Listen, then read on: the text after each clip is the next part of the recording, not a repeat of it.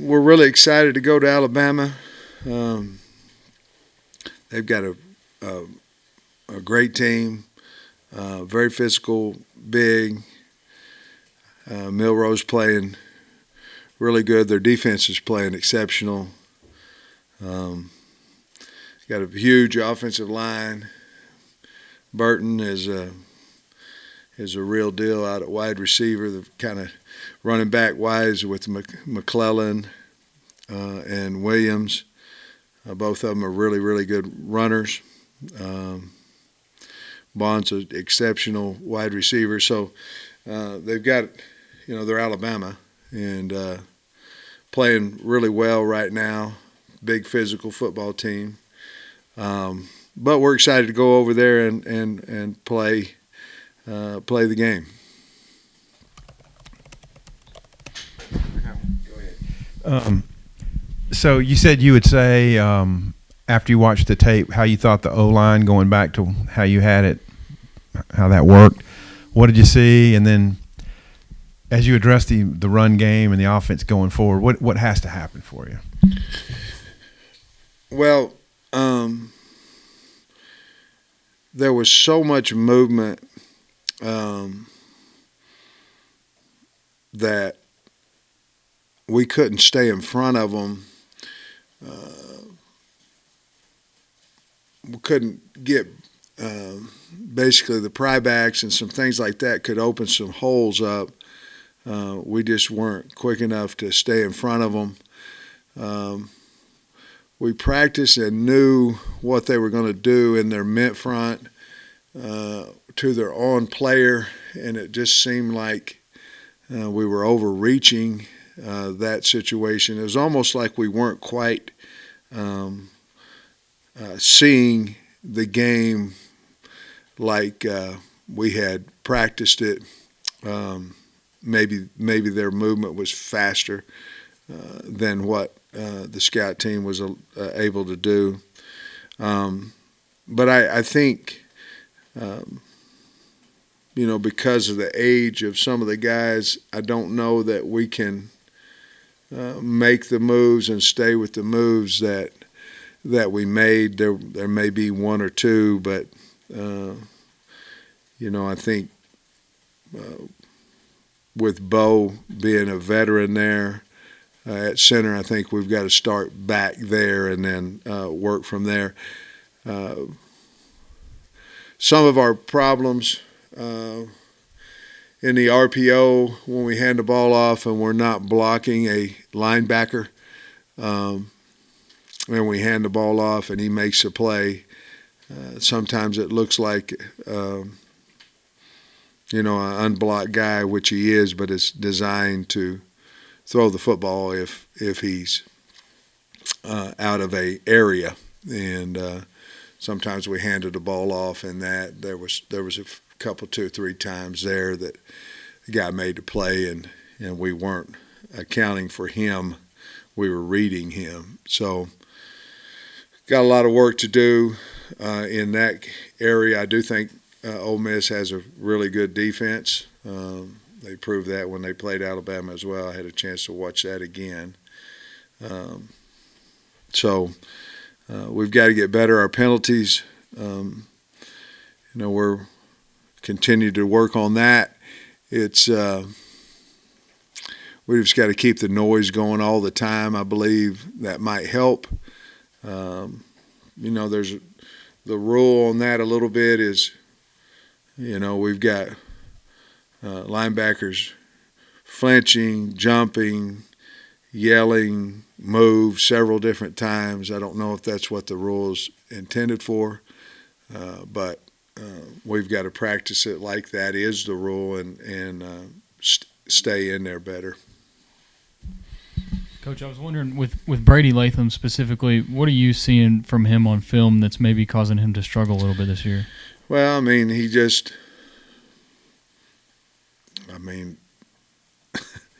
he's jumping. I don't know how else to say it.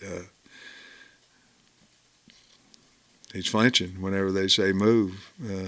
Not all the time, but a lot. He's had several, and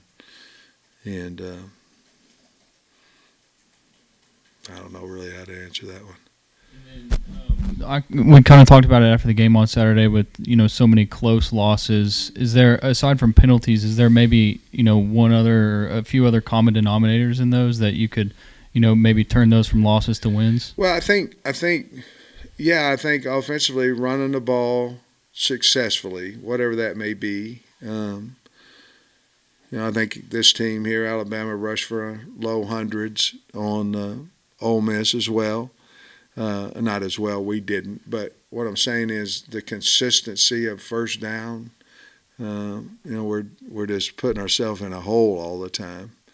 We're not winning first downs, and a gain of 3 would get us to 2nd 7. We've been playing a lot of 2nd 10, 2nd 12, 2nd 13. So I think that would help us with more drives. Sustaining some drives. Obviously, pretty consistent. We haven't been very good in scoring touchdowns in the red zone. When we get down there, we got a big turnover Saturday. I think it was on the 38, and kicked a field goal out of it. That would have been a huge momentum for us if we would have went down and scored. We have to move the pocket. We have to move the pocket because we can't protect it. We can't sit back there and protect him. And that's okay. We know that. So we've got to move the pocket. And defensively, we just got to get off the field on 3rd down a little more often. I thought our secondary had by far their best game this year. But we had a 3rd and 15, we jump off sides, a 3rd and 10, and they make the first down. So we just got to be more consistent. We got to, help each other. In other words, we go down and score, we take the lead, it's time to get off the field, and give us the ball back and things of that nature. We just got to play better team football and be more consistent. We're close. I know for the outside world, it doesn't look like we've got a very good football team. I think we do. We just got to find a way, like what you're just asking me, and how to win at the end.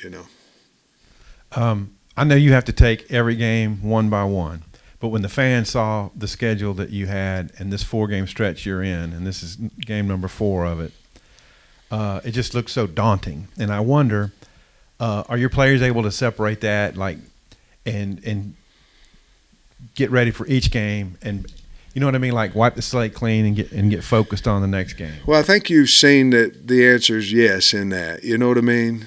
It's just a new. I understand the question because it's a whole new feeling since I've been here. In other words, we've always started at least 3-0, and had the life of, we've always, every year, not the first year, but the last 2 years we were in the top 25 and things of that nature, and so it's just different. I think the BYU game really lingers over, and they're 4-1. They've got a good football team. I'm not taking anything away from them, but I think that game really is the one because if you look at it and you go play your heart out at LSU, you play a pretty good game at A&M, and then the other night we're leading in the fourth quarter, but we're losing, and so. It's just different. You take the BYU game as well, and it happened, so you have to take it. It's just a different feeling. So I think I'm not concerned about do we have talent and things of that nature to win. It's where are we in our head? Well, each Saturday you go out there and we're playing hard. We're getting better.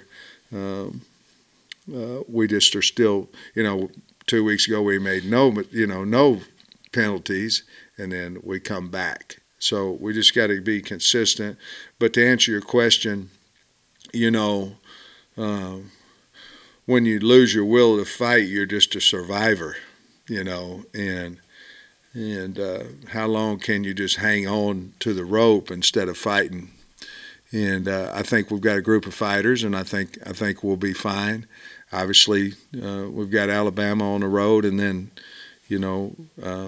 we have some home games, but we certainly need to go play well against Alabama and see if we can't steal a win on the road.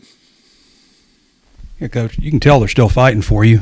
But my question was on the offensive line. I mean, you've seen everything in your experience as an offensive line coach. I'm just curious, in the preseason, did you see potential issues that you're having on the offensive line that you're having right now?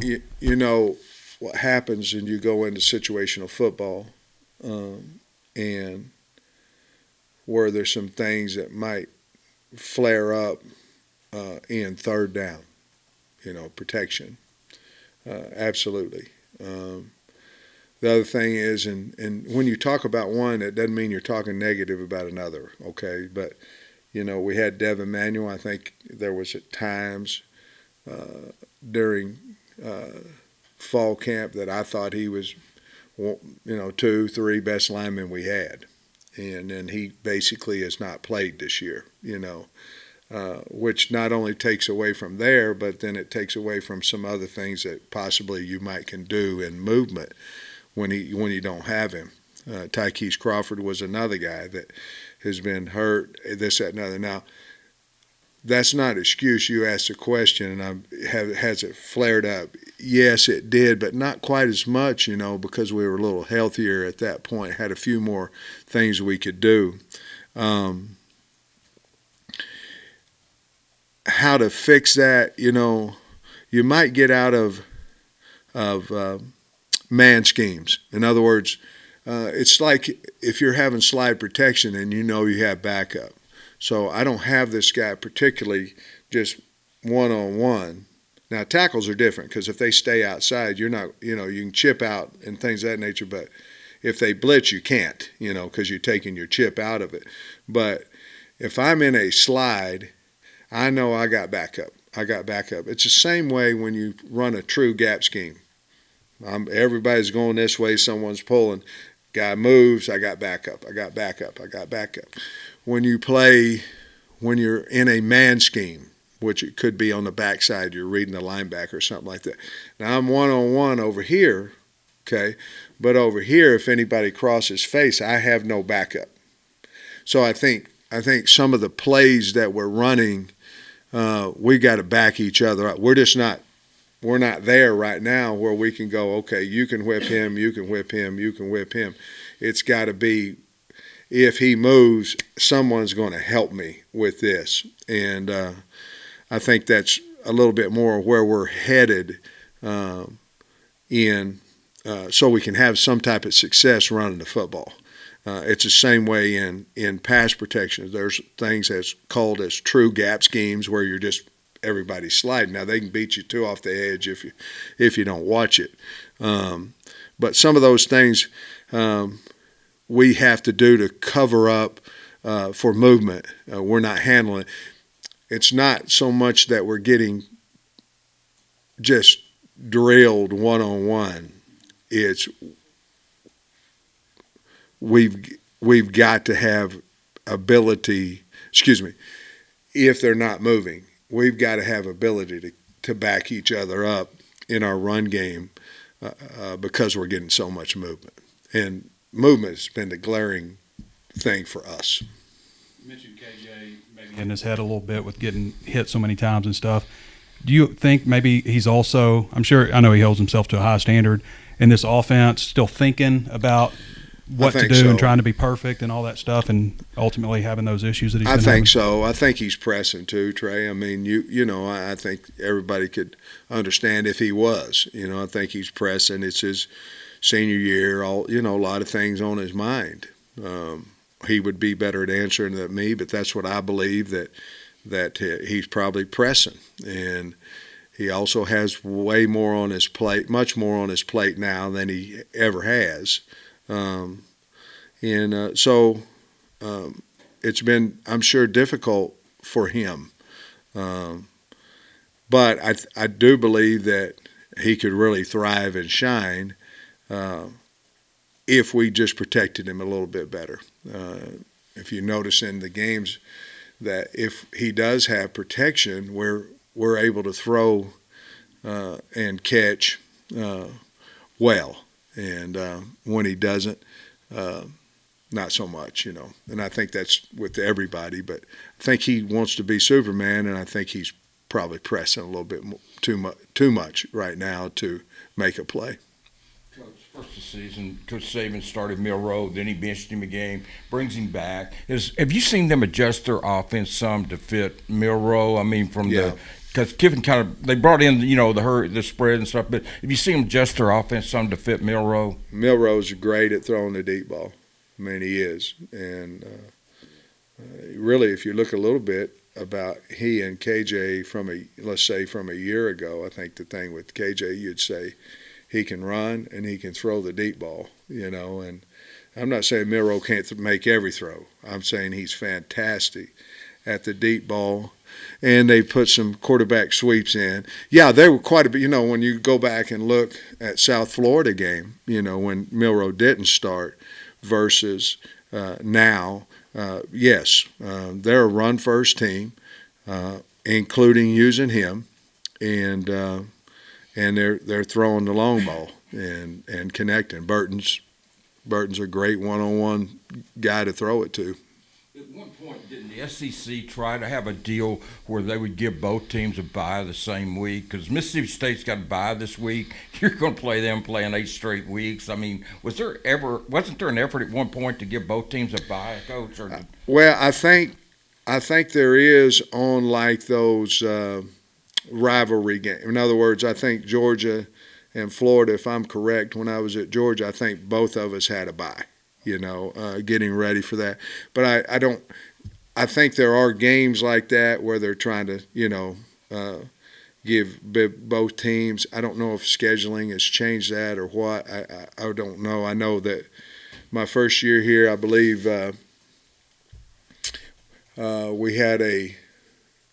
we did not have a bye, and we were playing Tennessee, and they're coming off a bye, and then we had the vote deal. Remember that, Kyle, where we couldn't practice on Monday. So we didn't have a bye. They did, and we couldn't practice. I think we went to Sunday that week. I know we did. But, yeah, I think used to, and I don't know if OU Texas does that now or what, but I think those big, long-standing rivalry games, I think they do try to do that. Coach, just kind of piggybacking off what Trey asked, KJ and Rocket have not really lived up to the maybe expectations they've set for themselves this season. Just how difficult is that for you, for the coaching staff, watching them struggle? And do you think it's having maybe any mental impact on the team watching their two leaders not have great? I don't know that it has anything on the team. I know it does on them. It has to, when you're not having success. I mean, it has to. But I think it goes back to you're just going to get through it or you're going to fight through it. You're going to survive, and, trying to survive, a lot of times you don't make it. You know what I mean? But you keep fighting and things of that nature, which I think our team's doing. I mean, I know they are. I don't have any question about that.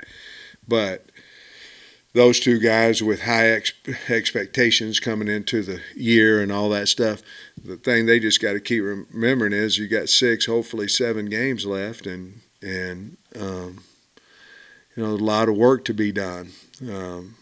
I know each and every week, though, we're trying to get him. Rocket's different because, he coming off injury and that kind of stuff. KJ, I could see that wearing on him a little bit more, even though he's had some success. Rocket would be different to me because he's probably not fully healthy quite yet, but he's close. But both of them going to have to. They're mature guys. They'll both fight through it, and we'll help them. I know you guys haven't practiced yet, but I was wondering if you had any updates on the injuries that you mentioned, and Nudie too, who didn't play on Saturday. Yeah, I mean, I think. Well, we had 3 guys. Well, we had a bunch, but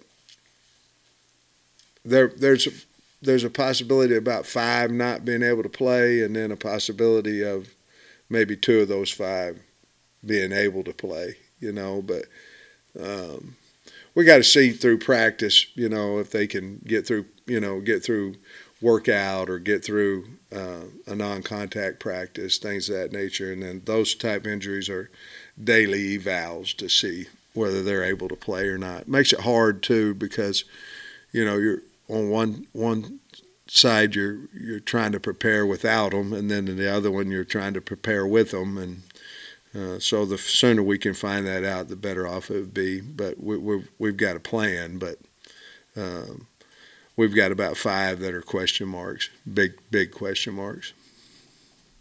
For Tesla, who started the season so well, 2 catches in the last 2 weeks, is it kind of the similar situation with him as to KJ and Rocket, where he's got a lot going on and he's coming in, even though he's older, he's a new guy on the team? I could say probably. He's getting targets. He's getting some targets, but it could certainly be the same way. We've sat down and visited with him and things of that nature. But we got to try to get the ball to him more. A lot of things go into that. You have to protect the guy. You have to get open. You have to win some one-on-one catches and all those things, which I think he's as good as anybody we have doing that. But we would like to get him involved in the offense more, certainly. Specifically on Kudos taking over at center. Kudos taking over at center. Just what do you think overall of his performance? I think he tried his ever-loving heart out. He played the best he could, but we probably need to move him back out to tackle. He's young. Probably there's a lot of things going on in there. We felt like that was the way to go, and probably not the way to go. When you got a great field goal kicker, and obviously he made the 56-yarder, I think there was a time in the first half maybe when he could have tried a similar kick, but was that against the wind? I mean, it was other direction, yeah. And we had specific marks going in to our pregame talk about where they could make it, and it was just slightly outside of his distance. Remember when Arkansas had Kendall Trainer? I remember the coach thinking about playing to a field goal. I mean, does that go into your thinking now when you reach a certain part of the field? Well, simply because we're having so many negative plays, I've always, on the phones, I always say, hey, we're in field goal range, or even, hey, Dan, you've got 2 plays here in case we get in field goal range. It depends on what the down and distance would be on 4th down. But we certainly have a good one. And, we were going for it on the 4th down. We didn't get the play off in time, and then had to call it, or weren't going to, had to call a timeout. And then Cam, he basically jogged out there, and he came back. He said, Coach, if you want to kick it, I can make it. And we were down 10. I said, okay. Coach, what about the defense getting that big stop late, give you one more chance at offense? I guess to fire you up a little bit. Yeah, wasn't that something? You look at, and I'll get back to it, but you look at Tyrus Washington, some of the things he did was really incredible for his first really real game time. Our secondary was played as good as they possibly, not as good as they possibly can, but they played their best ball. To get that stop down there and give us an opportunity was huge. Those guys are flying around. Obviously, every time you come in, you can say, well, we got to get better at tackling because you're going to miss a tackle in a game. You are. But I thought that was big. They've done that several times now this year. And the future, I think, on our defensive side over there, the way that they're flying around doing some things, I think it's bright. I think we've come a long way. Coach, you mentioned Manuel's been banged up most of the season. Is he still dealing with that stinger? And Yeah. do you think he'll maybe be ready for this week, or is it still kind of day-to-day? Man, I don't know. But I know this, that he's got to practice. He's got to practice full speed. He has to, or he's, and listen, I don't have a problem with how Chamberlain's playing either. He's a freshman. I don't. He's doing a really nice job. But Dev, if he doesn't practice full speed, he hadn't played any ball, so it's not like Brady Latham hadn't been out, for a while, and you get him Tuesday, Wednesday, or Thursday practice, and he can go out there and play. He has never done it much. So, man, I hope so. We need him to. And again, that's not to bench Chamblee. We need another offensive lineman. We need Tykees Crawford, who didn't travel. I mean, we need some extra bodies in there so we can maybe look at some different situations in their position, but keep guys fresh and things of that nature. And we just haven't been able to do that. You talked about the secondary and how well they played. Last week you were asked about limiting explosive plays for Ole Miss. I think Judkins had one 20-plus run, but no passes over 20-plus yards. Now with Milroe's ability to stretch the field, what type of confidence do you have in your secondary, again, faced with a really tough test? Well, I do. Now two of them, we don't know if we're going to be able to play or not, but I do. I think they're really communicating well. You're not seeing the wide open, what happened here, getting behind us. I think they really like each other. I think they're a close-knit group back there. But, Milroe, I mean, he's going to throw it now. I mean, he's going to throw it up, and he can throw it a country mile, and so you're going to have to stay with the guy for a long time. We need to get pressure on him. That's what we need to do. And, of course, that's a slippery slope, too, because if he gets out of the pockets, he can fly. But you got to pick your poison at some point. And I think you're 100% correct. They got speed on the outside, and they're going to throw it up, and we just have to win that one-on-one matchup. You touched a little bit on my next question, but it's rare to see Alabama so low in the SEC in terms of sacks allowed.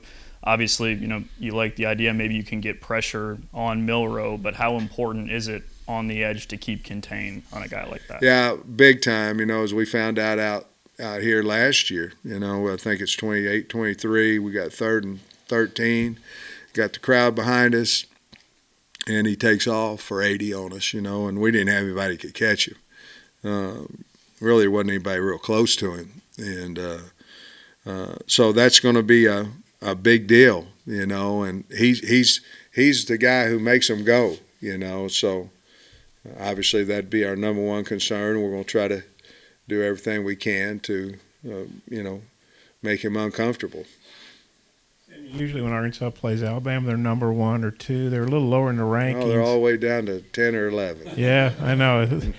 But seriously, they had an uncharacteristic home loss. I know it's to Texas, and they're playing real well. It was Texas. Yeah, I guess what's your take on Alabama? Maybe people thinking, well, they're still good, obviously, but they're not the usual Alabama. Oh, they can go up there and line up and play anybody. I mean, they can. They've got the talent. We're catching them now where I think they're really getting into their groove. Their defense is fantastic. And offensively now they're doing what they can do to score points and have success. And if you had Bryce Young forever, you know what I mean? He all the quarterbacks they've had, and now I think Milroe's going to get known for having great success for Alabama. It just might be a little bit different than what the past quarterbacks have been, but they're really good. They're leading the SEC West, and so that hadn't changed, So he's in his 70s now, but he's breaking in new coordinators, which he does a lot because the guys are always getting other jobs. But what do you think about him doing what he's doing at his age? And I know Lane Kiffin kind of needled him, apparently saying, well, this might be the last time we play him. But he hadn't indicated retirement plans. What do you think about a guy at his age doing what he's doing for as long as he's done it? Unbelievable. I mean, it is. I mean, to go through all the years that he's done, he's had great success, but you can't say that he hadn't been stressed, I mean, for him to do that and so successful. I mean, he's the best coach ever been, but I imagine he'll quit when he's not having fun anymore, or not changing lives in these kids, and until that time, you're going to get one hell of a football team, well coached and talented and plays physical. You touched on this a little bit after the game, but with Ty Washington, I'm just curious, like what did he? Because it looked like he's probably about fourth on depth chart before last game. What did he do to emerge to the front of the depth chart and then having so much success in the game? Well, he I think it took him a little bit of time to learn the offense, learn what to do, which obviously again makes you play a little slower and things of that nature. I just thought he came out when we said, hey, this is what it is. I think he saw opportunity. I think he believed us when we said, hey, whoever has the best week, that's what we're going to do. And, man, he just had a great week of practice. He just did. And like I say, I think it was after Tuesday's practice, I told Morgan, I said, okay, we're going to do what we say we're going to do. That's the guy. And no matter where he was on the depth chart, and then to see him have that success, I'm just really, really happy for him. That had to be a great feeling for him, but that's what happened. I think he just got more comfortable learning the offense. Was that the plan to target him 5 times on the opening drive, or did it just work out that way? No, it was not. It just worked out that way, and man, he made some nice plays. I mean, obviously the touchdown was planned, or hoping that it went that way. But the rest of them, just kind of happened. This is obviously Alabama hadn't lost to a team with a losing record since 2007 under Saban. Nobody's going to give you guys a chance to win this game. Probably 3 touchdown underdog. Yeah. What do you say? What's the message to the team about going in after the stretch you guys have had to go in and do what would basically be a shock the world type of win? Well, I think it's just no different than a little bit. We've got to get better. We have 6 games left. We played half our season, and we can't win 2 games and go to a bowl game. So we've got to continue to get better. I think it would be the first one. Let it all hang out. I mean, you can't beat them if you don't.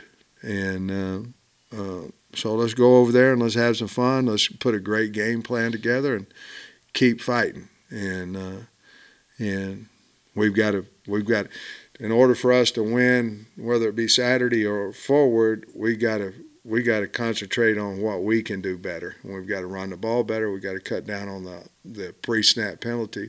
It's not post-snap. It's pre-snap penalties. You're going to get 3 or 4. Ole Miss had 5, but that was real penalties, the ones that up to the officials. But if we do that, I think we can play with anybody. But we haven't done it consistently yet. But our message would be, let's go out there and let it fly. Last time we went down there, it was a 7-point game, and I don't know if you'd asked me before that game, would we score, I don't know what we scored, 34 or something like that. Would we score 34 points? Probably, I'd say probably not, So 11 o'clock game, hopefully we'll get up ready to roll, and got to take the logo off their helmet at some point and just know they put their pants on just like we do. Let's go try to play a physical, smart game, see what happens. 5, I believe. 42-35. Was that what it was? Yeah. Nico had an explosive TFL, and he blew Bentley up on another play. I'm wondering, is he earning more playing time? And are there young guys like him and Ty that are giving you hope that we got a young crew coming Yes. up? Yeah, I mean, Nico had his best game and had his most production and was flying all over the field. And, yes, he played more Saturday than what he had and certainly has earned that right to continue doing that. And are there other younger guys like him and Ty that Ian Griffard hasn't played a whole lot. He plays a little bit each game, but he's a guy that I think is going to do something special. Obviously, Spence is playing some. Metcalf is playing some. Obviously, Braxton's starting for us. Those guys off the top of my head that I think wideout's really not right now. Want running back? Yeah, those would be the guys right now. And to be honest with you, I think Alex Sanford's going to be a really good player for us. I know he's playing special teams, but I think he's going to be a really good player for us. The year you went to Tuscaloosa and won with Northern Illinois is the last year Arkansas went to Tuscaloosa and won. What are the kind of things that has to happen to go into that kind of venue and win a game? What do you have to do? You don't have to play perfect, but you have to play really good. And you have to get off the bus believing you're going to win. I think those are – I've said it for years, and now it's Georgia, but you got Georgia, Alabama, and it's both of them. There's some teams you walk off the bus and half your team's going, who are we playing next week, and I don't think we have that team. I think our team believes we can go and win. But I think that's the biggest battle is the thing on the helmet. And so you have to do that. You have to play. You got to keep hold of the ball. You can't throw picks. You can't lay it on the ground.